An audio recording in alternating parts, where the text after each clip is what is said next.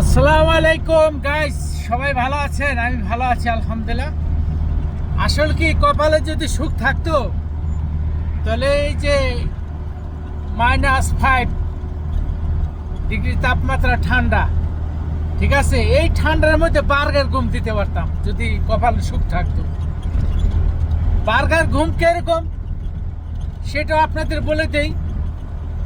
উপরে কম্বল, নিচে কম্বল, মাঝখানে শুয়ে থাকবেন, এটাকে বলে বার্গার ঘুম।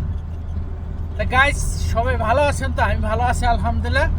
এই শীতের মধ্যেও কাজ করতেছি, কাজ তো করে খাইতে হবে। আল্লাহ যখন পেট একটা দিছে, আর খালি নিজের চিন্তা করলে তো কাম হবে না, পরিবারের চিন্তাও করতে হয়, সবার চিন্তাই করতে হয়, ঠিক আছে?